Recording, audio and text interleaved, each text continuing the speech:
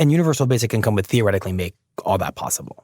Yeah, that's what he's arguing. Okay, so that's the logic of how this should work, if it works according to plan. I wonder how giving $1,000 to every American actually would work, kind of practically. So there are Yang skeptics out there. There are people who just either don't think this is a good idea, don't think it's necessary, or don't think it would actually work in practice. So I wanted to ask him about that. Giving people $1,000 a month, like this would have unintended consequences. I mean, something would go wrong somewhere. Maybe it's that landlords start jacking up people's rent by $1,000 a month, so the money all ends up going to landlords. Maybe it's that there's inflation. Well, I have plans and countermeasures for those things, but go on. Like, how do you imagine government under a Yang presidency working to make sure that this actually works as intended, that people actually get to go buy their guitars and pay their, car repair bills and pay their medical bills and have the kind of security that they need, and that it doesn't end up just sort of getting taken up by some other part of the economy? Well, first, we need to try and make sure that you don't have rent-seeking and gouging behaviors. But if you have a passive income of $1,000 a month and your landlord tries to stick it to you, you're much more portable and hard to push around now, because you're like, wait a minute, I've got 2 adults in this house. We got like another $2,000 a month coming in. Well, unless every other landlord has done the same thing. But then you get 6 people together and you say, you know what we're going to do? We're going to buy that fixer-upper. Like you actually end up turning people into much more flexible decision makers. And it's like, if you can barely make your month's rent, and so you just have to suck up whatever the landlord's telling you. There are so many positive effects on that side. And one of the comparisons I make is that mature companies like Verizon and Coke and Microsoft declare dividends all the time. And everyone applauds management, says good work. And no one ever asks, what are the shareholders going to do with the money? Are we going to go around, it's like, what is this Verizon shareholder going to do with the dividend? Like, we better make sure they spend it on the quote unquote right things. I mean, right. If he's making repairs to his yacht, that is not okay. So when people talk about it, it's like, oh, like, what are you going to do with our money? It's your money. Like, you're an owner and shareholder of the richest country in the history of the world. It can easily afford $1,000 a month for each person. The problem is that people have, frankly, a very paternalistic attitude towards the poor, where it's like, all of a sudden, if you make a decision, then we have to somehow police it like you're an infant. I mean, it's ridiculous. Or they have a cynical view about rent-seeking under capitalism, that, if there's all this extra money floating around, that, landlords or health care companies or, investment banks or someone will come along to try to take that $1,000 a month out of people's corporate pocket. predations are real, that's for sure. But one of the reasons why this dividend is so powerful is it makes people much harder to exploit. If you imagine a waitress at a diner getting harassed by her boss, and she has no choice but to keep that job to make ends meet, she's getting $1,000 a month. She can be like, you know what? I'm going to quit this job, and then I'll find another one, and I can survive for a month or two. So it empowers people. It does not make us more subject to predations. So as I'm listening to Yang talk, I'm kind of thinking that there's this sort of bizarre coexistence in his campaign message of like extreme pessimism and extreme optimism. So his pessimistic part is like, he believes that there's essentially this asteroid heading toward Earth, right? That there are these robots, they're coming to take millions of jobs, they're going to create mass unemployment, it's going to be total societal collapse if we don't do something about it, which is a very bleak vision of the future. That's like the part that sounds kind of like sci-fi. And then there's this sort of extreme optimism that if you just do the thing that he says, if you just give people $1,000 a month, like, humans are creative, they are ambitious. Like, if you just satisfy their needs, they will find amazing things to do. They will start businesses.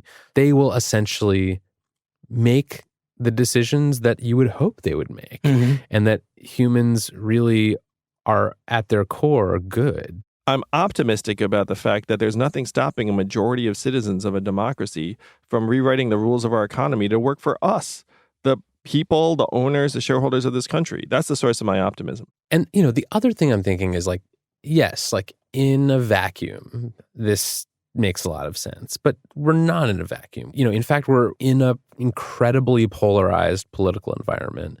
And it's not all about automation. There's a culture war. There are people who believe that immigrants are threatening the future of Western civilization. And the core of Donald Trump's appeal, a lot of it has been about culture and about values and about identity.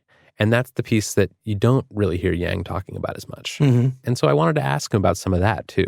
Now, I know you have said over and over again that the reason that Donald Trump was elected is because we automated away these millions of manufacturing jobs in swing states in the Midwest. There's also a cultural aspect of this. I mean, that was not the only reason that Donald Trump was elected. Agreed.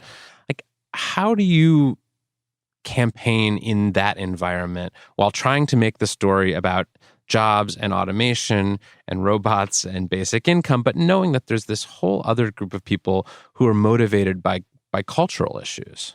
The fact is, if people feel like their own future is insecure and their kids' future is insecure, then they become more subject to xenophobic appeals, to racist appeals.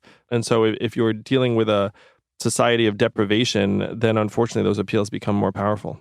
So it's not just that people are wrongfully blaming job loss on immigrants when they should be blaming automation. It's that actually you think that the automation in some ways causes people to be more biased against immigrants?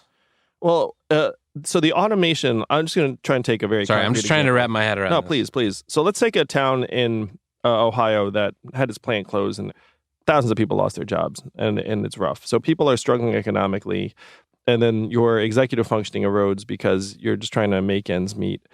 And then executive function meaning like decision-making ability. Yes, discernment, decision-making, information processing. And then you have someone pop on your TV and say, hey, like, blame immigrants. Then you're more likely to be like, yeah, like, especially if that's the main story you're being told. Studies have shown that if you can't pay your monthly bills, it imposes a mindset of scarcity that constrains your bandwidth and reduces your functional IQ by 13 points, which is what you'd expect in a country where 78% of Americans are living paycheck to paycheck, and almost half can't afford an unexpected $400 bill.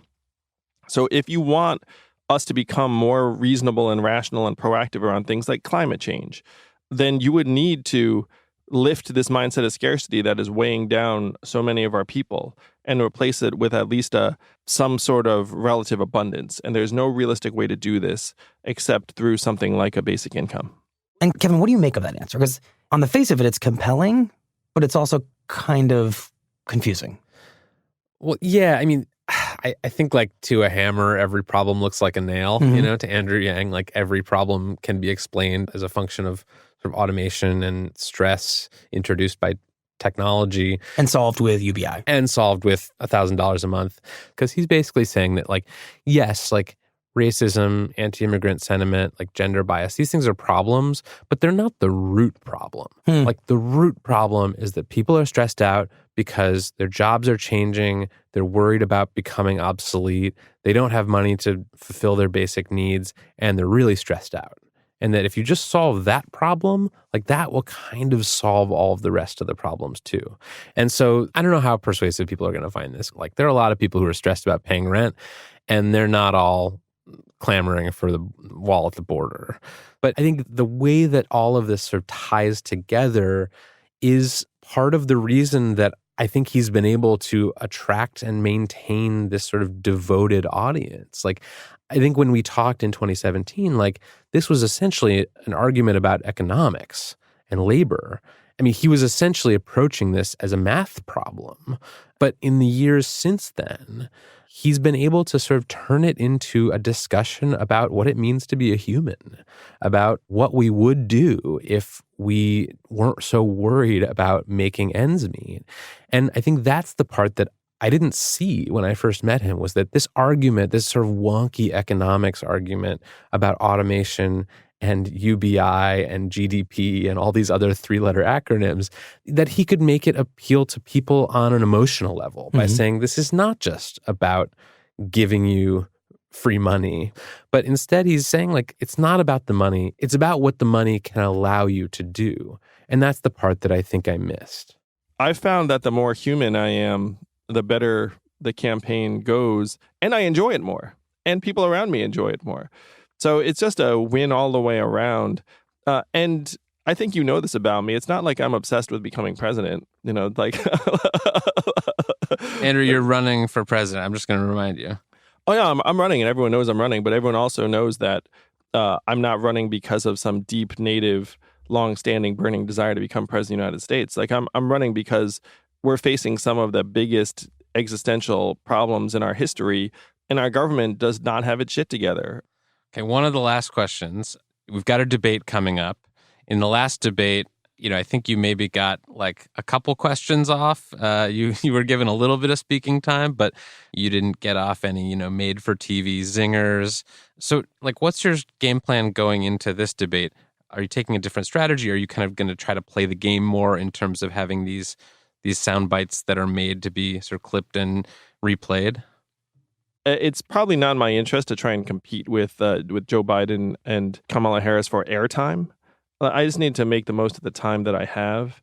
But I'm very confident that the airtime I have will be impactful, and that if it goes like the last debate in terms of hundreds of thousands, millions of Americans finding out about my campaign and exploring the ideas more fully, then that's going to be a big win for us. 앤드류양, thank you for talking with us. I am very glad to be able to upgrade you from longer than long shot to medium long shot. Dark horse is my preferred term. Thanks, Dark Simon. horse. Thanks a lot.